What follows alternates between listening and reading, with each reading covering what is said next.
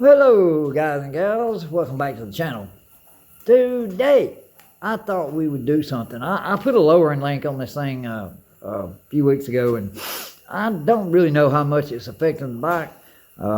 My suspension isn't set up for my weight or anything, so it's probably not doing what it should be, but it does make it look. It lowered it a lot, more than I like. It lowered it probably 1.5 inches. Man, I don't need that. I'm 6 foot tall. I don't have to have it that low. Plus, I don't like the way it sits. Because it's low at the back end, then I got to adjust the front end fit, and it's just a bunch of mess. So what I'm going to do is I'm going to take that thing off today, put the stock one back on it, because I'm going to have my suspension done here before long. Hopefully within the next week or so, I'm going to have that done. So be looking for that.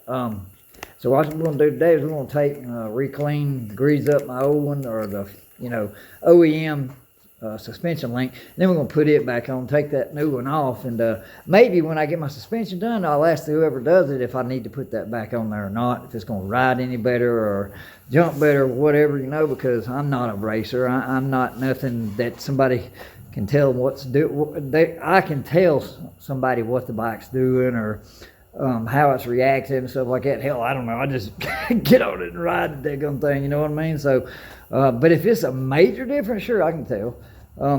But some people say, well, it does better over breaking bumps, Man, I ain't gonna notice that shit, because I don't get over breaking bumps. Just bumps to me, honestly, because I'm not racing. So, whatever it be, it is. So what we're gonna do today is put the factory one back on here and go back with it. So let's see here. I'll set the camera up right here. I don't like that. What we're gonna do, and here's the factory one. See what I mean? It ain't bad at all. It's brand new. I kind of shined her on it up, made a little design on it.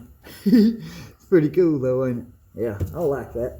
Let me see if I can get this down a little bit more. Yeah, maybe. Anyway, what we're gonna do is we're just gonna grease her up. She don't look bad, see, because I cleaned it up real well. But hey, I'm going to add some grease to it. I like to use the marine water grease because that's made for water, and that's why I use it. And this thing is so low to the ground, when you go over mud puddles and stuff like that, it automatically sucks water in there. I've taken these off before on other bikes I've had, and it just be horrible.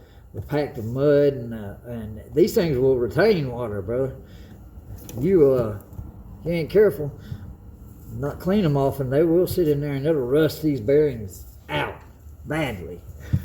And that's why I'm pretty adamant about cleaning this thing like I do, because of things like that. People don't really ever notice until you start doing it, and then you're like, damn, I should have done that a long time ago. So before mine ever gets that way, I just go ahead and do it. And I've always been that way with any bike I've had. I just like a clean bike. I know it's made for the dirt, and I get it, but when I'm in the dirt, that's fine. I don't care about it getting dirty. But when I'm done riding, I'm not gonna let the damn thing sit with oil and grease and mud and dirt and all that shit packed all in it, and just sitting there. There's no sense in that. Treat your bike good, it'll treat you good. Simple as that. And when you clean your bike and do certain things to it, believe it or not, you find stuff that's wrong with it you'd have never seen if you didn't do that to it. So sometimes it's good to do out of ordinary stuff. So, okay, you see the monkeys in the background on the video. Alright, let's move down here. Tell you what, we're going to set it up on the floor, and then we'll get right back to y'all, okay? Alrighty, fellas and fellettes, we are back. We're going to try to get this here suspension link off of here and put the other one back on it, because I do not like this one. Yeah. No, I don't. No, I don't. Probably not. I don't know if my little drill will get these. Maybe it will.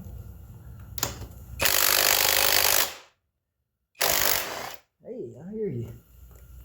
Good deal. All right.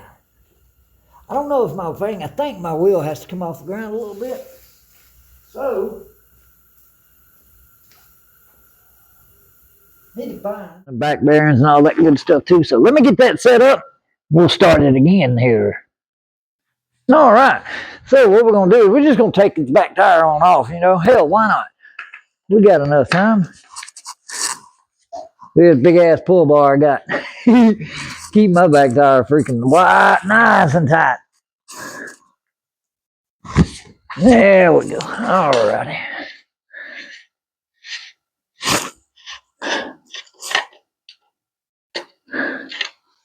Oh, you know what I forgot?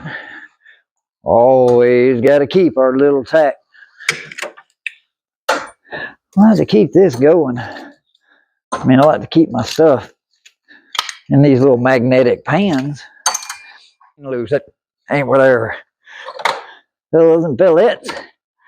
So, let's go ahead and do that there. Well, let's see, where's our link?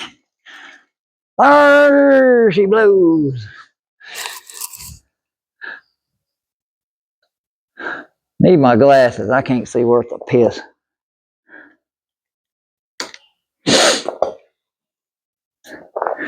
Doo-doo-doo-doo-doo-doo. Alrighty.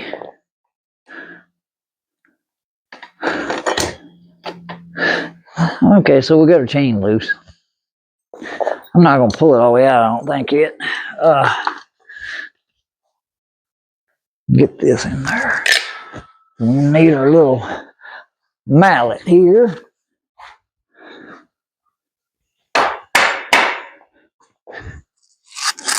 Usually don't need much to pull this thing out.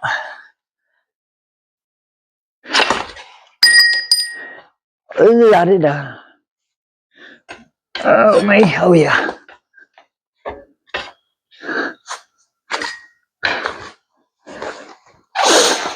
Okay, now we're hooking with freaking grease.